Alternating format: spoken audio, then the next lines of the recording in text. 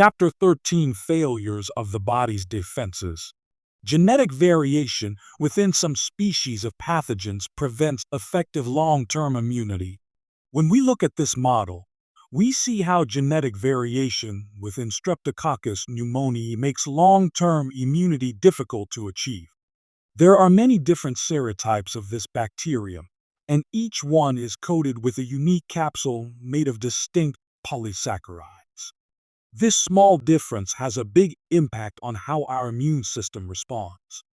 Imagine a person gets infected with one specific serotype of S. pneumoniae. Their immune system quickly recognizes the invader, produces antibodies, and eventually clears the infection. Everything seems to be under control. But later, if that same person encounters a second serotype, one with a different capsule, their original antibodies don't work. The immune system fails to recognize the new serotype as a threat, and the person gets sick again. This forces the body to launch an entirely new immune response, creating new antibodies to target the second serotype. The reason behind this vulnerability lies in the unique structure of each capsule. Antibodies are incredibly specific.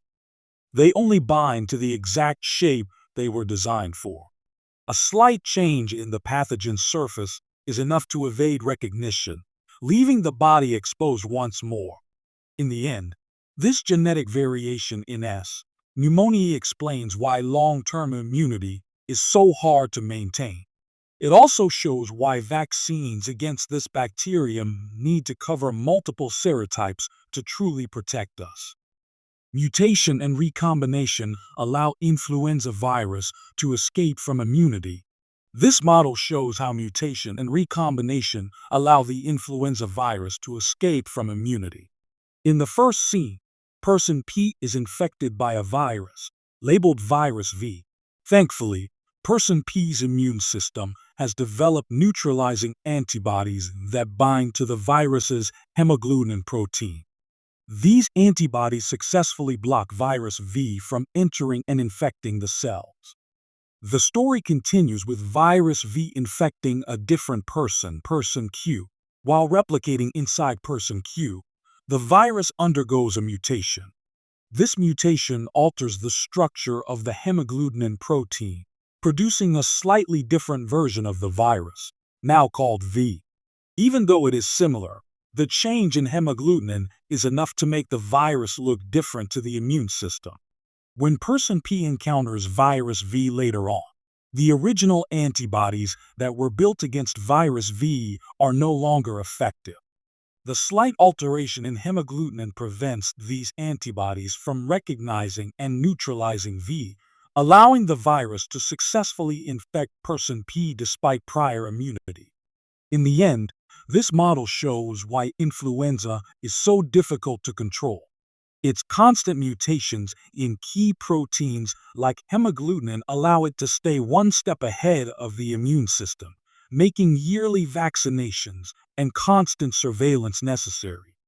This model shows another way that influenza escapes the immune system, this time through recombination between different virus strains. It begins with a pig becoming infected by two different types of influenza viruses, one from humans and one from birds. Both the human strain and the avian strain enter the pig cells, where they can mix their genetic material. Inside the pig cell, a recombination event occurs. Pieces of RNA from the human virus and the avian virus come together to form a brand new hybrid virus. This new virus carries a new form of hemagglutinin, a surface protein that our immune system uses to recognize and fight infection. When this new hybrid virus eventually jumps back into humans, the situation becomes dangerous. Because the hemagglutinin is so different, no one in the human population has pre-existing antibodies that can recognize it.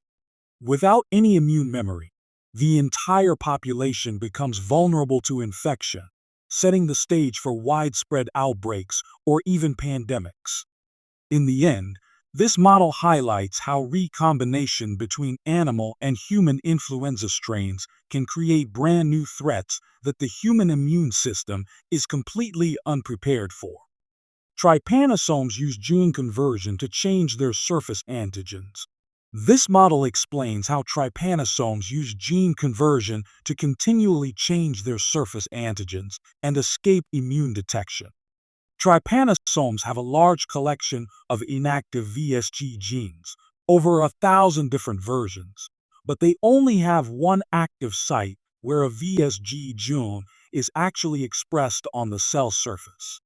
At first, one VSG gene is positioned at the expression site and is used to produce the surface protein. However, through a process called gene conversion, an inactive VSG gene from elsewhere in the genome is copied into the active expression site, replacing the previous one. As a result, the trypanosome suddenly starts displaying a completely different surface protein. This process can repeat over and over again. Each time the trypanosome feels pressure from the immune system, it can switch to a new VSG gene. By constantly changing its surface appearance, the parasite stays one step ahead of the host's antibody response. The final panel shows how this battle plays out during infection. Initially, the immune system makes antibodies against the first VSG, bringing the parasite numbers down. But as soon as the trypanosome switches to a different VSG, the immune system is caught off guard, and parasite numbers rise again. This cycle of switching antigens and escaping detection can continue for weeks, making trypanosome infections extremely difficult to control. This model focuses on how trypanosomes use gene conversion to change their surface antigens and evade the immune system. Trypanosomes carry a massive library of VSG genes, over 1,000 different versions, but only one of them can be actively expressed at any given time through a specialized expression site. At the beginning, one specific VSG gene, labeled VSG, is positioned at the expression site and used to produce the surface protein. Meanwhile, all the other VSG genes remain inactive. Through gene conversion, one of these inactive genes is copied into the expression site, replacing the previous active gene. Now, a different VSG, labeled VSG, is expressed on the surface of the parasite. This process of gene conversion can happen repeatedly. Every time the immune system starts to mount a defense against one version of the VSG, the trypanosome simply switches to another, changing its appearance yet again. This ability to shuffle through a vast library of VSG genes makes it extremely difficult for the host's immune system to keep up. In the end, this constant variation ensures the survival of the trypanosome inside its host, prolonging infection and allowing the parasite to persist despite an active immune response. This model shows what happens over time during a trypanosome infection. Right after the initial infection, the parasite begins to multiply, and the number of parasites in the blood rises quickly. At first, the trypanosome displays one version of its surface protein, called VSG. The immune system recognizes this and starts producing anti-VSG antibodies. As the level of these antibodies increases, they begin clearing the parasites that express VSG, and the number of parasites drops. But just when it seems the infection is under control, the trypanosome switches tactics. It replaces VSG with a new surface protein, VSG. Now, the existing antibodies are useless, and the parasite population surges again. The immune system has to start over, this time generating anti-VSG antibodies. This cycle keeps repeating.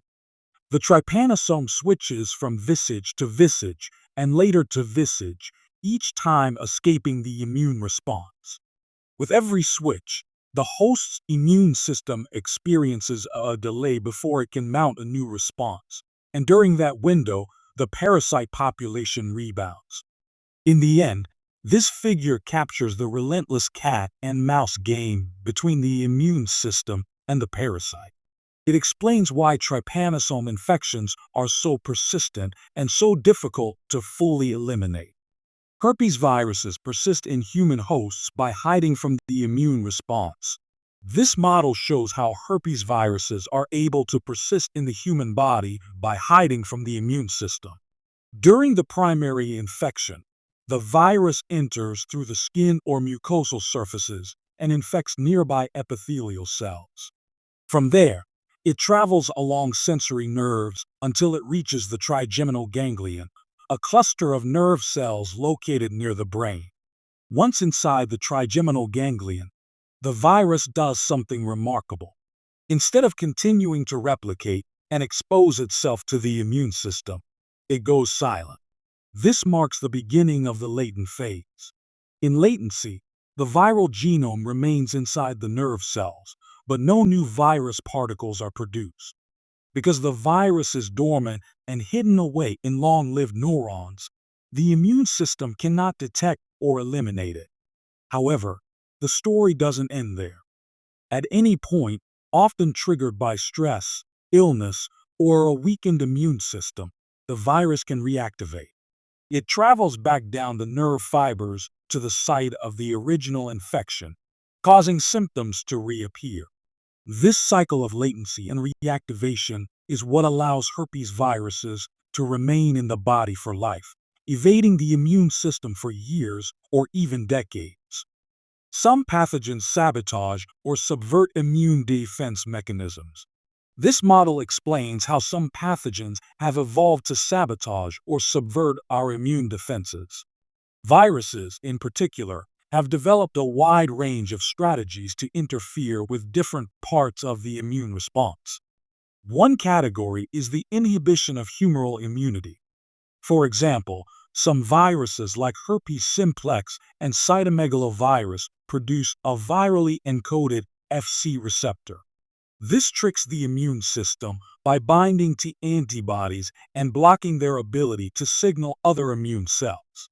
Herpes simplex can also block complement-mediated pathways by producing a complement receptor, and Vaccinia virus can inhibit complement activation altogether by using a virally encoded complement control protein. The second major category is the inhibition of the inflammatory response. Cytomegalovirus, for instance, produces a chemokine receptor homologue that makes infected cells less responsive to chemokines. Vaccinia virus blocks cytokine activity by making soluble cytokine receptors that soak up immune signals before they can reach their targets. Epstein-Barr virus also interferes by preventing lymphocytes from sticking to infected cells, and Vaccinia virus blocks inflammatory responses by mimicking signals that normally activate the NF-kappa B pathway. Pathogens also block antigen processing and presentation. Herpes simplex and cytomegalovirus inhibit MHC class I upregulation, preventing CD8 T cells from recognizing infected cells. Herpes simplex can even block peptide transport into the MHC processing pathway, further hiding viral proteins from immune surveillance. Finally, some viruses actively suppress the host's immune system. Epstein-Barr virus, for instance, encodes a cytokine homologue of IL-10, which inhibits T cell function and reduces IFN gamma production, weakening the body's ability to fight off infection. In the end, this table shows just how sophisticated viruses can be when it comes to surviving inside the human body. They don't just hide, they actively manipulate the immune system at every level to create an environment where they can persist. This model dives deeper into how human cytomegalovirus, or HCMV, sabotages the immune system by targeting key steps in antigen presentation and immune recognition. Each protein made by HCMV has a specific role in disabling parts of the host's immune defenses. Proteins like US2 and US11 work by attacking the MHC class I pathway. US2 transports MHC class I molecules to the cytoplasm, where they are degraded by the proteasome, while US11 targets newly synthesized MHC class I heavy chains, also leading to their destruction. By doing this, the virus prevents infected cells from presenting viral antigens on their surface, hiding them from cytotoxic T cells. Other viral proteins act even earlier in the pathway. US3 retains MHC class I molecules in the endoplasmic reticulum by blocking a critical helper protein called tapesin, and US6 inhibits TAP ATPase activity, preventing antigen peptides from even entering the endoplasmic reticulum for loading. Some HCMV proteins also interfere with how immune cells recognize infected cells. US16 binds to ULBP ligands, which are normally used by natural killer NK cells to detect stress cells. UL18 mimics a human MHC molecule and binds to inhibitory receptors on NK cells, tricking them into ignoring infected cells. Still more strategies involve manipulating specific molecules. UL40 binds to the UL40 leader peptide and helps infected cells avoid NK cell detection by stabilizing HLA-E expression. UL83 and UL142 disrupt the normal generation and expression of key molecules needed for activating immune responses, ensuring that infected cells fly under the radar. Altogether, this table highlights just how advanced HCMV has become at manipulating multiple layers of the immune system. It doesn't just hide in one place. It attacks the immune system at nearly every point where the host could detect and eliminate the infection. Bacterial superantigens stimulate a massive but ineffective CD4 T cell response. This model explains how bacterial superantigens stimulate a massive but ultimately ineffective CD4 T cell response. Under normal conditions, an antigen-presenting cell displays small peptide fragments using MHC class II molecules, and a T cell receptor carefully checks to see if the presented peptide matches. If it does, the T cell is activated in a very specific and controlled manner. However, when a bacterial superantigen is present, it disrupts this normal process. Instead of waiting for a specific peptide match, the superantigen binds outside of the normal antigen recognition site. It physically links the MHC class II molecule on the antigen-presenting cell to the T cell receptor on the T cell, forcing the two cells together even if the peptide is not a true match. In addition to connecting MHC class II and the T cell receptor, the superantigen can also bind to the CD28 molecule, an important co-stimulatory receptor on T cells. This double interaction triggers massive T cell activation. Instead of activating only a few T cells that specifically recognize the infection, the superantigen causes a huge, uncontrolled wave of T cell activation. The final image shows the molecular structure, where the superantigen, labeled Ce, binds both MHC and the T cell receptor outside the normal peptide recognition site. Although this massive activation may sound powerful, it actually overwhelms the immune system, leading to a flood of inflammatory signals without providing targeted help against the real infection. In severe cases, this response can even lead to dangerous conditions like toxic shock syndrome. In the end, bacterial superantigens are powerful tools that allow bacteria to hijack and confuse the immune system, creating chaos rather than an effective defense. This model shows the first step in how bacterial superantigens hijack the immune system. In a normal immune response, an antigen-presenting cell presents a small piece of a pathogen, called a peptide, using its MHC class II molecules. T cells use their receptors to scan these MHC molecules carefully, activating only when the peptide fits precisely. However, Bacterial superantigens disrupt this highly specific system. The superantigen binds to the outside of the MHC class II molecule on the antigen-presenting cell. At the same time, it also binds directly to the T cell receptor, regardless of whether the peptide is a match. This cross-linking forces the T cell to become activated even without recognizing the right antigen. On the right side of the model, the superantigen also interacts with CD28, a crucial co-stimulatory receptor needed for full T cell activation. This triple connection between MHC class II, T cell receptor, and CD28 creates an overwhelming and unspecific activation of T cells. As a result, instead of a small, targeted T cell response, the immune system is flooded with massive, uncontrolled T cell activation. This chaotic activation wastes immune resources and causes widespread inflammation, but it does not effectively clear the infection. This model provides a detailed molecular look at how bacterial superantigens create abnormal T cell activation. The structure shows an antigen-presenting cell's MHC class II molecule at the top, with the MHC alpha and MHC beta chains colored separately. In a normal immune response, a small peptide, shown in red, would fit into a groove on the MHC molecule and be recognized specifically by a T cell receptor.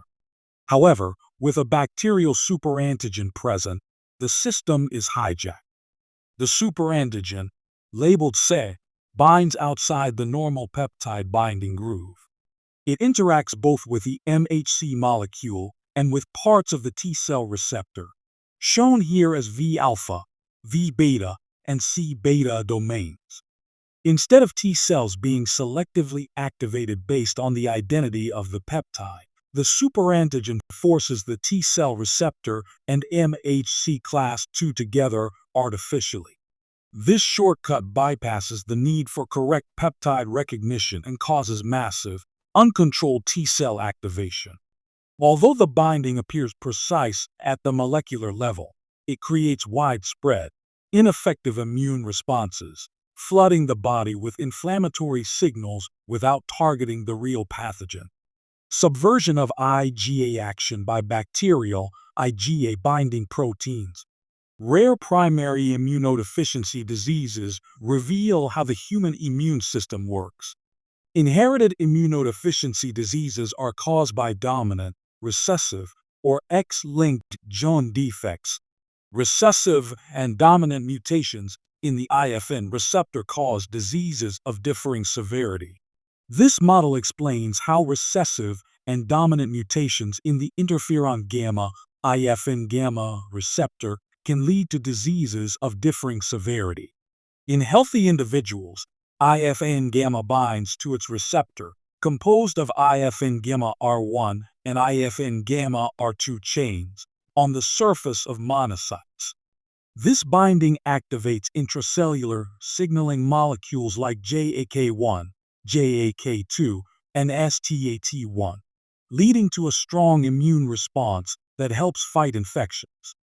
In the middle panel, we see patients with two recessive mutations in their IFN gamma R1 genes.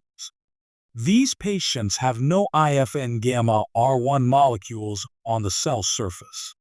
As a result, IFN gamma cannot bind. The signaling pathway is completely shut down, and their immune response is severely compromised. They are highly vulnerable to infections that a normal immune system would control. The third panel shows a different situation. Here, patients have one dominant mutant allele and one wild-type allele. Although some functional IFN gamma R1 is made, the presence of the mutant chain partially interferes with normal receptor formation and signaling. These patients still have some immune response to IFN gamma, but it is weaker compared to healthy individuals. The final graph shows the outcome clearly. Healthy individuals have a strong TNF, IL-12 ratio after IFN gamma stimulation, reflecting a robust immune activation. Patients with recessive mutations show almost no response, while those with dominant mutations have a partial but still reduced response. In the end, this model shows how different types of mutations, complete absence versus partial interference, can dramatically affect the severity of immune system dysfunction. Antibody deficiency leads to poor clearing of extracellular bacteria. This model shows how antibody deficiency, specifically in X-linked agammaglobulinemia XLA, leads to poor clearing of extracellular bacteria. It tracks the normal development of B cells and shows how mutations disrupt this process. In a healthy male, B cell development progresses smoothly. At the pro-B cell stage, the BTK protein Bruton's tyrosine kinase is active and signals the cell to continue maturing. As the B cell moves into the pre-B cell stage, it successfully produces a pre-B cell receptor, which allows it to develop into an immature B cell expressing surface IgM antibodies. These B cells then leave the bone marrow and contribute to the body's antibody defense. In contrast, males with XLAE have a defective BTK gene. Without functional BTK, the signaling needed for B cell development is missing. As a result, development arrests at the pre-B cell stage, and immature B cells never form. These patients have very few or no circulating B cells, leading to a profound deficiency in antibody production. Consequently, they are highly vulnerable to infections, especially by extracellular bacteria that antibodies would normally neutralize. Carrier females have one normal X chromosome and one defective one.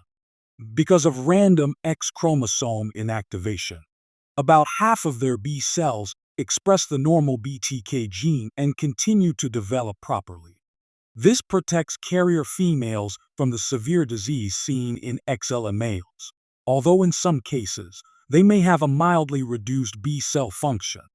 In the end, this model explains how mutations in a single gene, BTK, can derail the development of the entire B cell lineage, leading to significant immune deficiencies and poor control over bacterial infections. Diminished production of antibodies also results from inherited defects in T cell health. Complement defects impair antibody-mediated immunity and cause immune complex disease.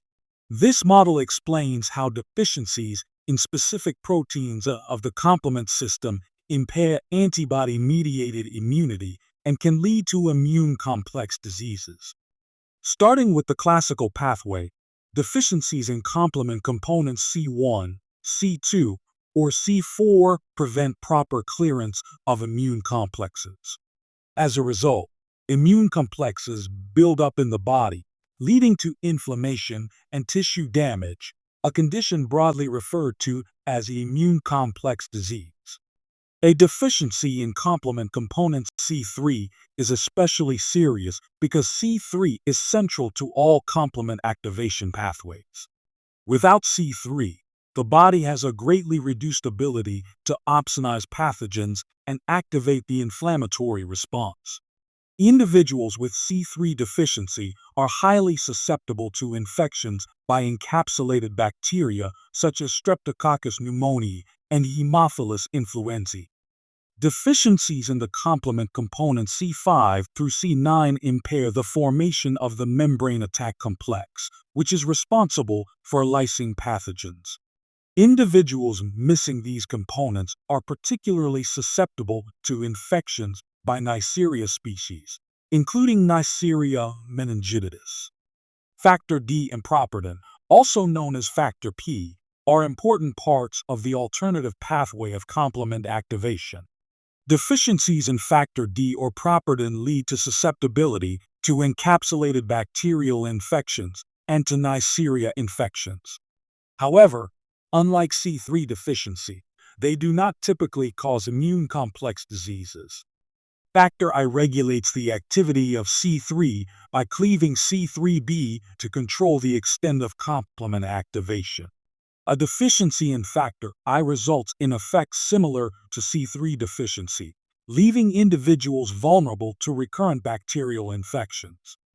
Decay accelerating factor and CD59 are proteins that protect host cells from complement-mediated attack. Deficiencies in either DAF or CD59 result in autoimmune-like conditions, such as paroxysmal nocturnal hemoglobinuria. In this disease, red blood cells are mistakenly destroyed by the complement system, leading to anemia and other complications. Finally, a deficiency in C1 inhibitor leads to a condition called hereditary angioedema. In hereditary angioedema, the lack of regulation allows complement activation to proceed unchecked, causing episodes of severe and potentially life-threatening swelling. In the end, this model illustrates that the complement system is critical not only for fighting infections, but also for maintaining immune balance. Deficiencies in different complement proteins lead to distinct patterns of disease based on how they disrupt normal immune functions. This model explains how complement component 1R and complement component 1 inhibitor interact to regulate the activation of the classical complement pathway. In the first panel, we see the protease complement component 1R and the regulatory protein complement component 1 inhibitor separated. Normally, complement component 1R acts as part of the complement component 1 complex to initiate the classical pathway of complement activation, leading to inflammation and immune defense. In the middle panel, complement component 1R cleaves complement component 1 inhibitor. This cleavage results in the formation of a covalently bonded intermediate between complement component 1R and complement component 1 inhibitor. This bond locks the two proteins together and prevents further enzymatic activity. In the final panel, a conformational change occurs, stabilizing the intermediate and permanently disabling complement component 1R. This prevents further activation of the classical complement pathway and protects the body from unnecessary inflammation. The regulation provided by complement component 1 inhibitor is vital for maintaining immune system balance.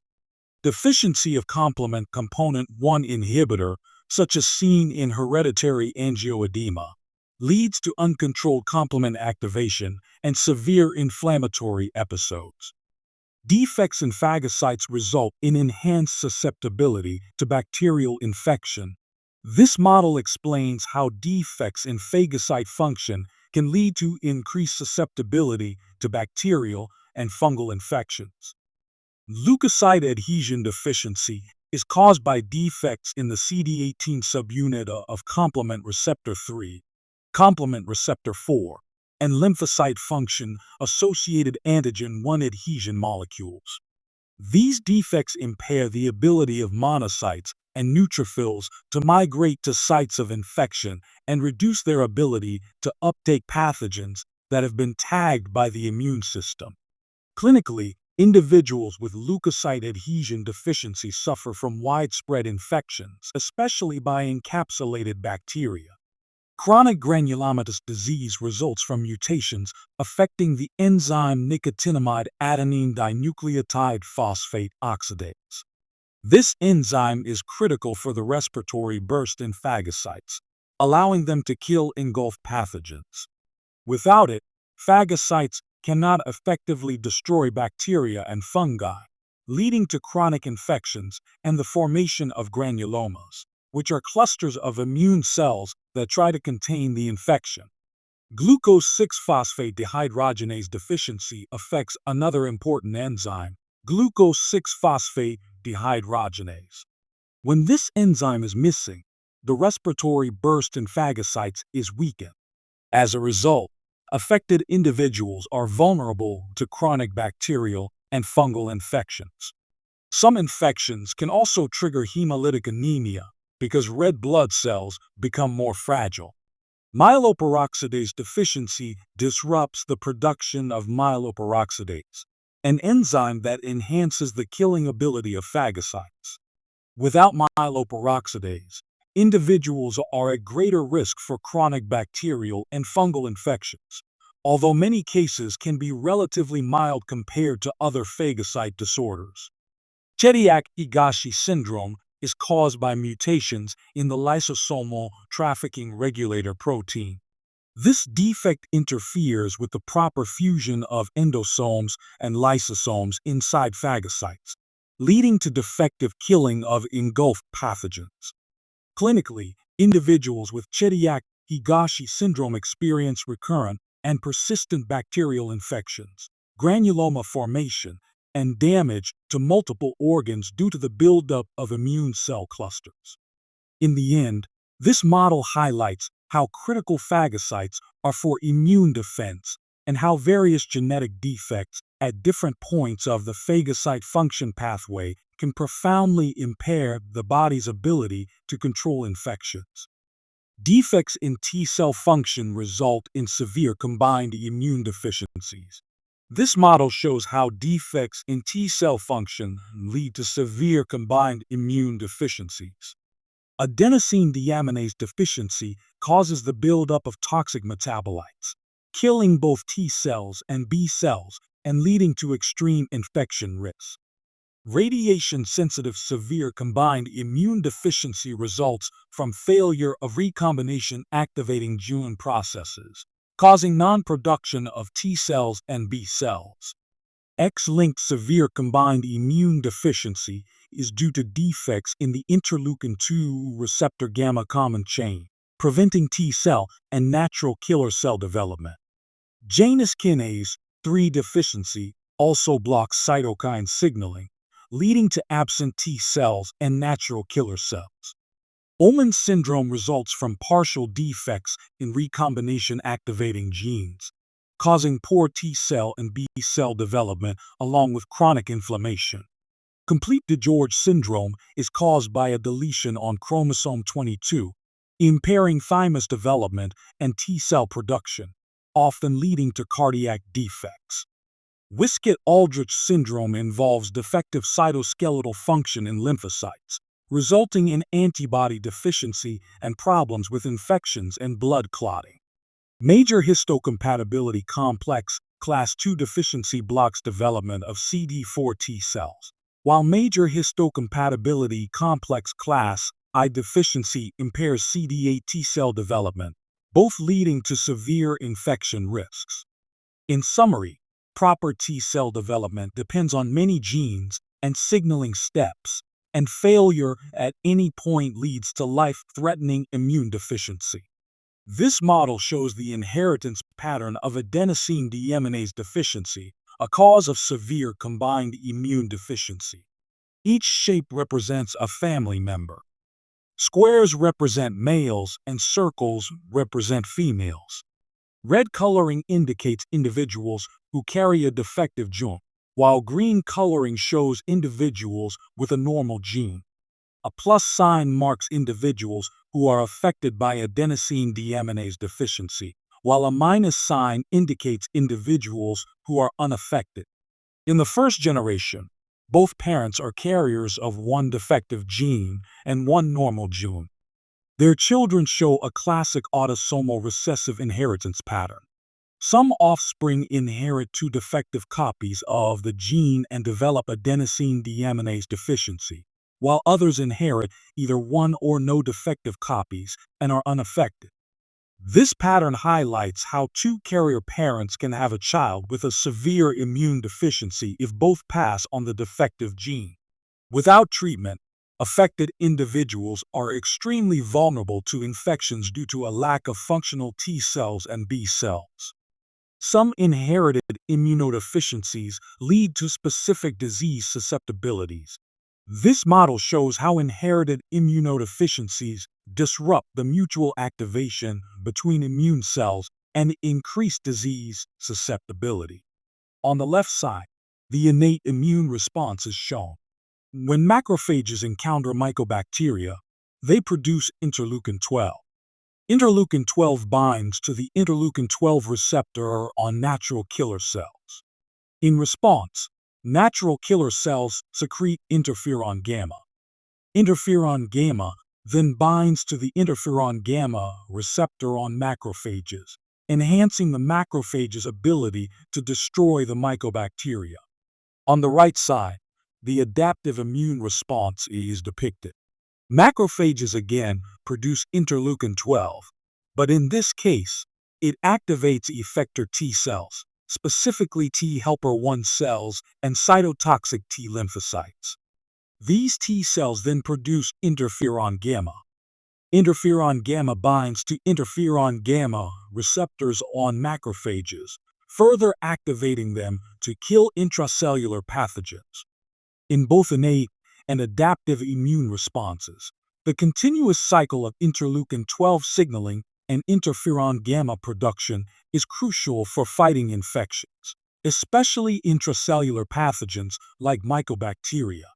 Inherited deficiencies in any part of this signaling pathway, whether interleukin 12, interferon gamma, or their receptors, severely impair immune defense, leading to increased susceptibility to specific infections.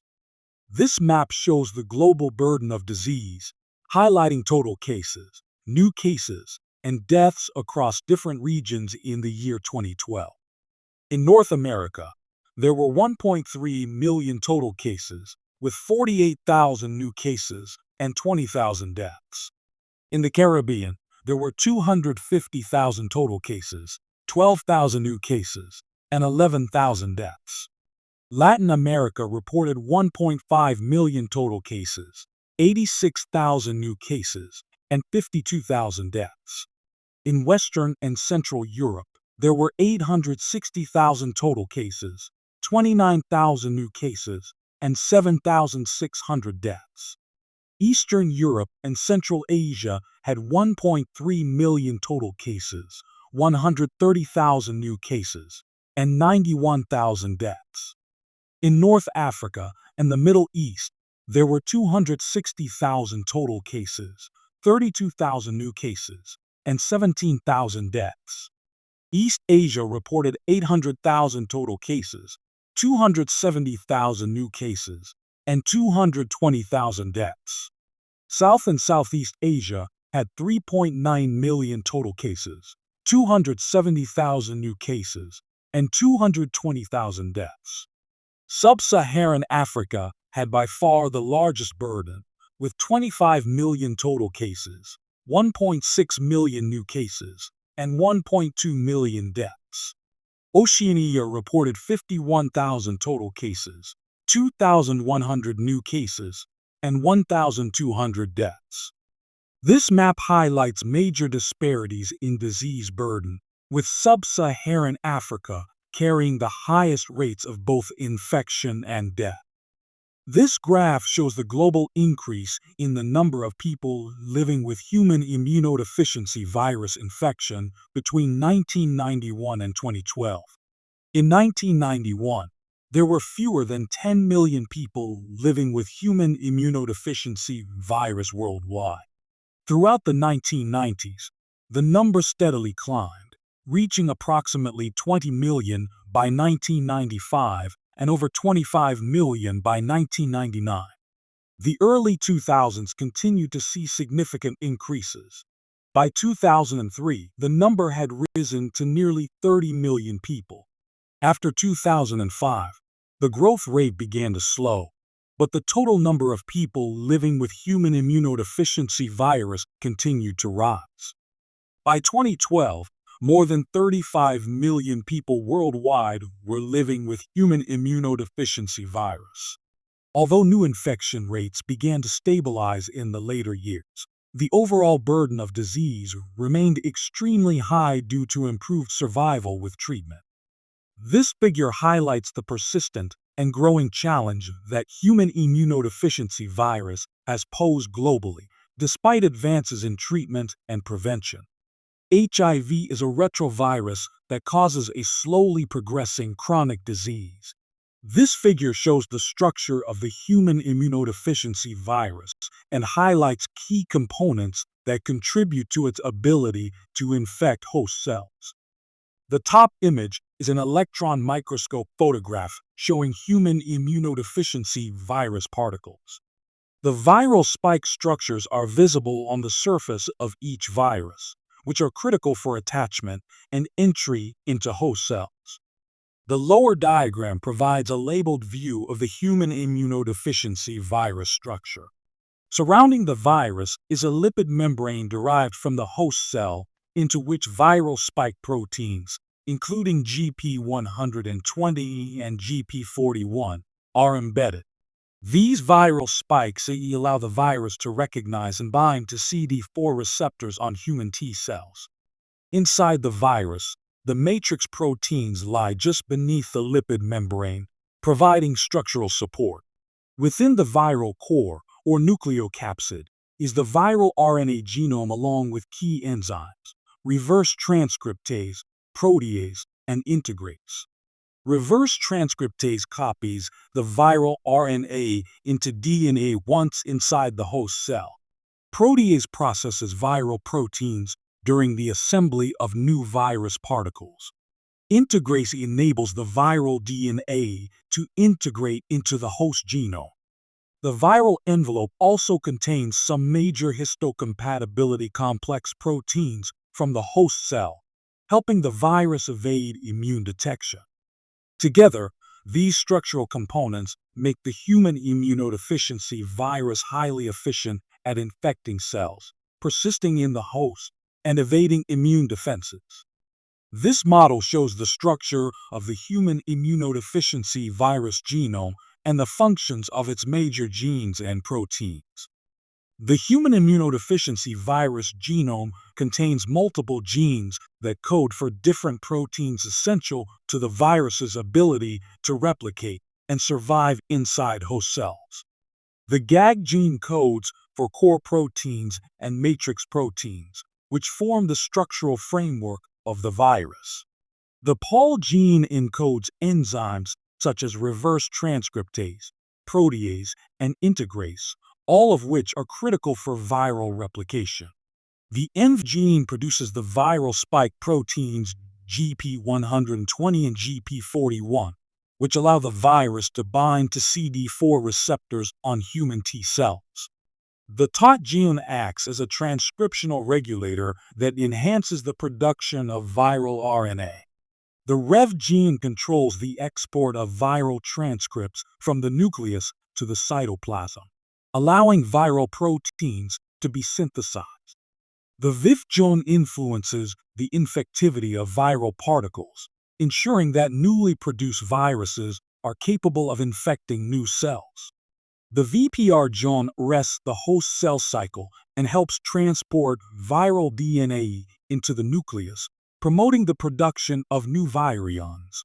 The VPU gene promotes the degradation of CD4 receptors on the host cell surface and assists in the release of new viruses from infected cells. Finally, the NEF gene facilitates viral replication by downregulating CD4 receptors and major histocompatibility complex class I and major histocompatibility complex class II molecules, helping the virus evade immune detection. Together, these genes allow the human immunodeficiency virus to efficiently infect host cells, replicate, and persist in the body, ultimately leading to the gradual breakdown of the immune system. HIV infects CD4 T cells, macrophages, and dendritic cells. This figure illustrates the life cycle of human immunodeficiency virus as it infects CD4 T cells, macrophages, and dendritic cells. The first panel shows that infection begins when the viral particle, or virion, binds to the CD4 receptor and a co-receptor on the surface of a T cell. Viral spike proteins, including GP120 and GP41, mediate this attachment. In the next step, the viral envelope fuses with the host cell membrane, allowing the viral genome to enter the cytoplasm. Inside the cell, reverse transcriptase copies the single-stranded viral RNA genome into a double-stranded complementary DNA, referred to as viral complementary DNA. The viral complementary DNA then enters the nucleus of the host cell, where it integrates into the host chromosomal DNA, forming a permanent provirus. Following integration, activation of the T cell induces transcription of the proviral DNA. This transcription is initiated by cellular signals such as nuclear factor kappa B, which help drive expression of viral genes.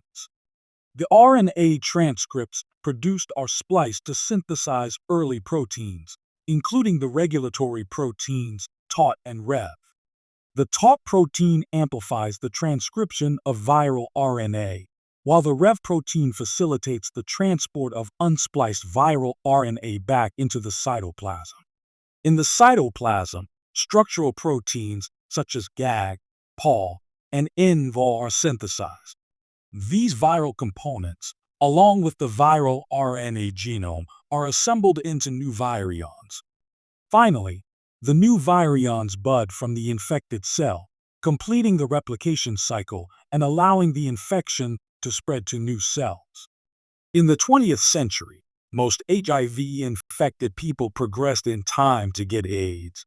This figure shows the natural progression of human immunodeficiency virus infection toward acquired immunodeficiency syndrome over time, as commonly observed during the 20th century. Following initial infection, there is a rapid drop in CD4 T cell numbers. This phase occurs within 2 to 6 weeks and is sometimes accompanied by a flu-like illness. After this sharp initial decline, the immune system partially recovers as the body mounts an immune response, a phase called seroconversion. During seroconversion, CD4 T cell numbers stabilize but remain lower than pre-infection levels. Following seroconversion, patients enter a long asymptomatic phase that can last an average of approximately 10 years. During this phase, there are no obvious symptoms, but CD4 T cell numbers gradually decline over time. As CD4 T cells continue to decrease and fall below a critical threshold, patients move into the symptomatic phase. Opportunistic infections, weight loss, and general immune system failure begin to appear during this time. Eventually, when CD4 T cell numbers fall to dangerously low levels, patients are diagnosed with acquired immunodeficiency syndrome. Without treatment, this stage leads to severe immune collapse and death. This figure highlights that, without effective treatment, human immunodeficiency virus infection inevitably led to acquired immunodeficiency syndrome over a period of years, with progressive loss of immune function. This figure shows how the progression to acquired immunodeficiency syndrome varied among different groups of individuals infected with human immunodeficiency virus. The graph tracks the percentage of people who had not developed acquired immunodeficiency syndrome over time after their initial human immunodeficiency virus infection. Individuals who were not infected with human immunodeficiency virus, shown by the top blue line, maintained full health without progression to acquired immunodeficiency syndrome throughout the observed time period. Individuals with hemophilia who were infected with human immunodeficiency virus show two different patterns depending on their age at the time of infection. Those born before 1943, represented by the red line, experienced the most rapid progression to acquired immunodeficiency syndrome, with the majority developing the disease within 10 to 12 years. In contrast, individuals with hemophilia born after 1943, represented by the yellow line, progressed more slowly. Although they also faced a significant risk of developing acquired immunodeficiency syndrome, their decline was less steep compared to older individuals. This figure highlights how host factors, including age and underlying health conditions, can significantly influence the rate at which human immunodeficiency virus infection progresses to acquired immunodeficiency syndrome. Genetic deficiency of the CCR5 co-receptor for HIV confers resistance to infection. HLA and KIR polymorphisms influence the progression to AIDS.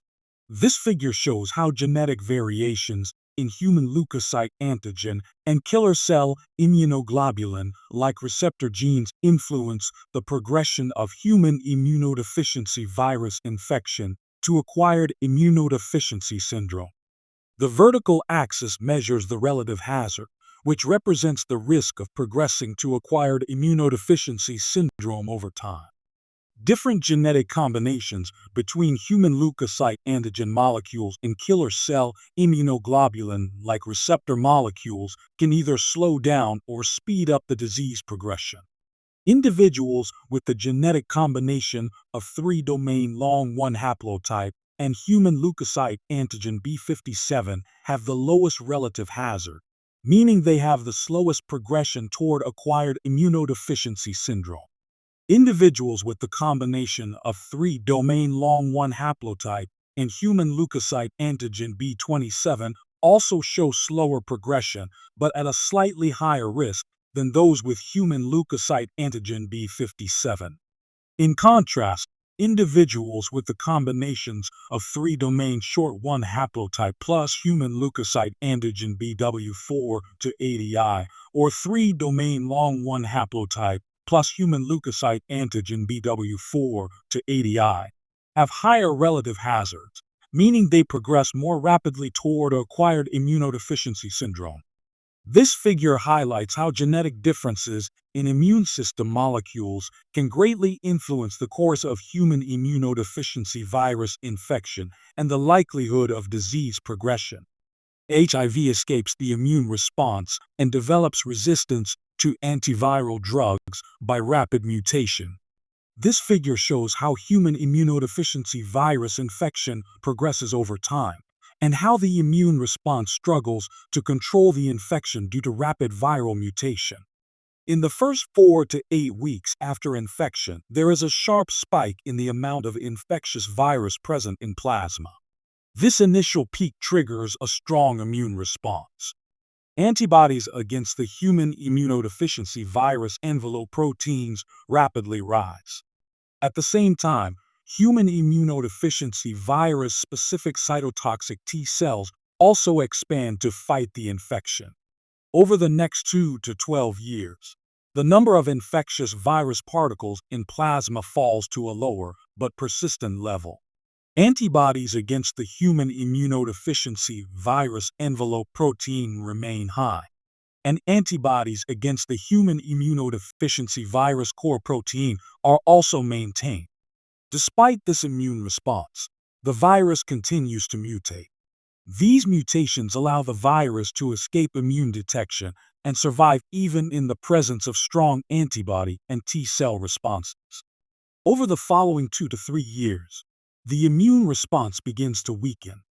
The number of human immunodeficiency virus-specific cytotoxic T cells declines, and the amount of infectious virus in plasma starts to rise again.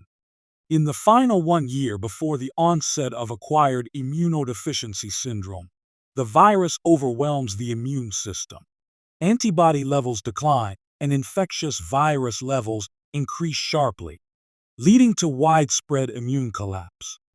This figure highlights the challenge of controlling human immunodeficiency virus infection, as rapid viral mutation allows the virus to continuously evade both antibody-mediated and T-cell-mediated immune defenses. This figure shows the rapid development of drug resistance in human immunodeficiency virus after the start of protease inhibitor treatment. The first graph tracks the number of viral ribonucleic acid molecules per milliliter of plasma. Immediately after the start of protease inhibitor therapy, the amount of viral ribonucleic acid drops sharply. However, within a few weeks, the viral load rebounds, reaching levels nearly as high as before treatment. The second graph shows the number of CD4 T cells per milliliter of blood. Initially, there is a rise in CD4 T cells as the viral load decreases. However, as the virus mutates and becomes resistant to treatment, the number of CD4 T cells declines again, indicating a failure to maintain immune recovery. The third graph shows the frequency of drug-resistant mutants in plasma. In the first few weeks after treatment begins, the frequency of resistant virus strains rises sharply. Within 8 to 12 weeks, drug-resistant mutants become dominant, representing almost 100% of the viral population. This figure highlights the major challenge in treating human immunodeficiency virus infection. The virus's ability to mutate rapidly and escape the effects of antiviral drugs, leading to treatment failure and renewed immune system decline. This figure shows the effect of successful antiviral treatment on the amount of human immunodeficiency virus ribonucleic acid in the blood plasma over time.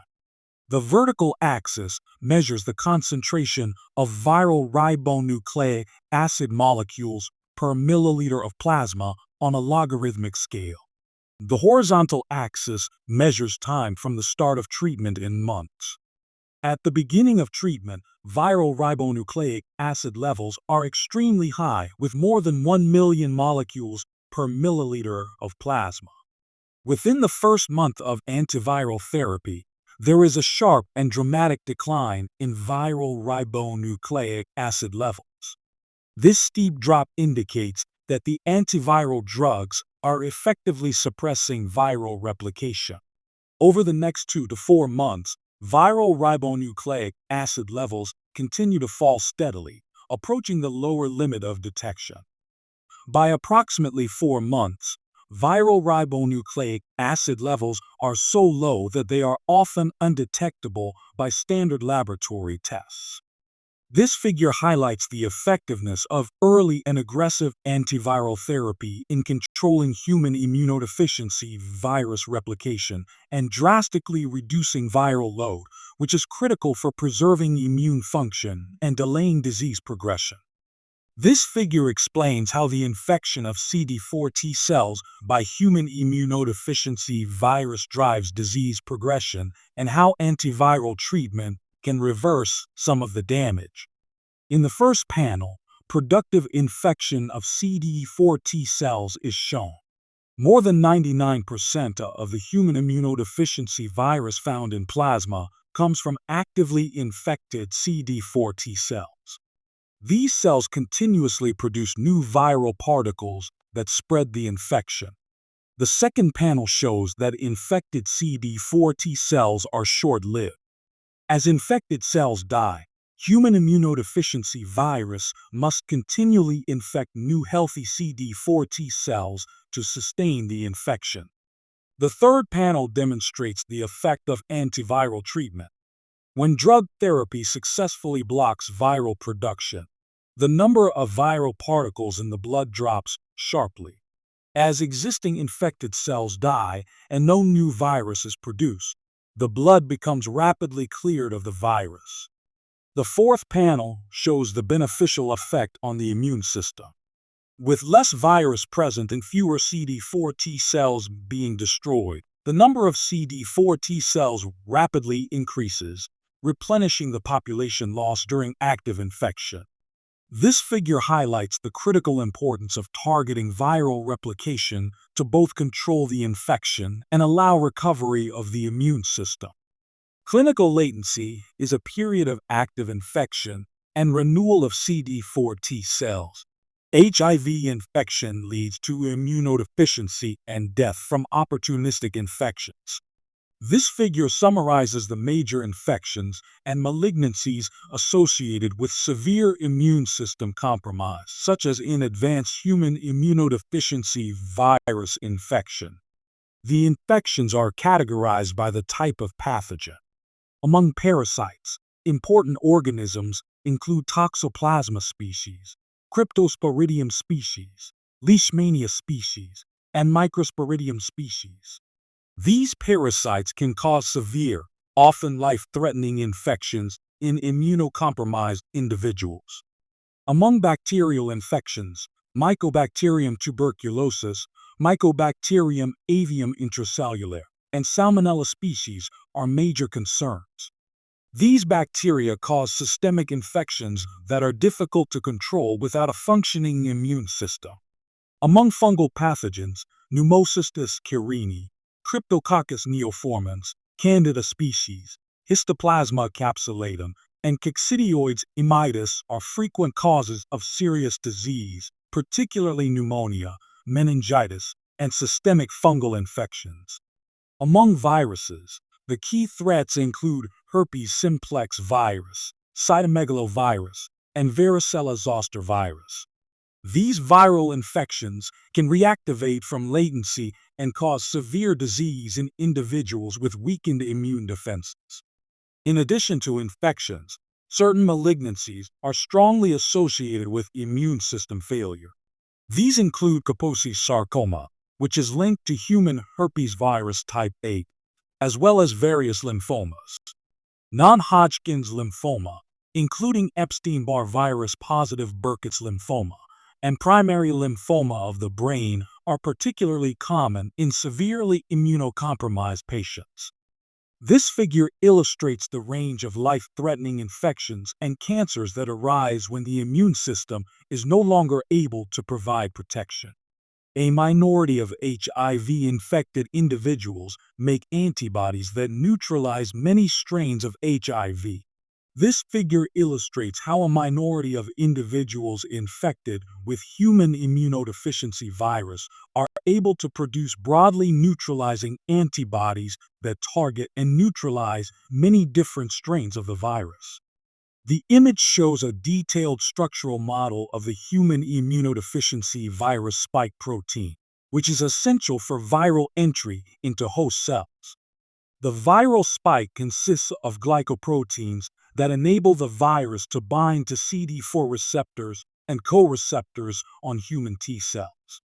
In this model, several broadly neutralizing antibodies are shown binding to different regions of the human immunodeficiency virus spike. Each antibody is represented in a different color, highlighting how multiple vulnerable sites on the spike can be targeted. These broadly neutralizing antibodies can recognize highly conserved regions of the viral spike, regions that do not change much even when the virus mutates. Because of this, these antibodies can neutralize a wide variety of human immunodeficiency virus strains across different individuals. Only a small percentage of infected individuals naturally develop these broadly neutralizing antibodies. Understanding how they form and how they target the viral spike is crucial for the development of effective vaccines and therapies against human immunodeficiency virus.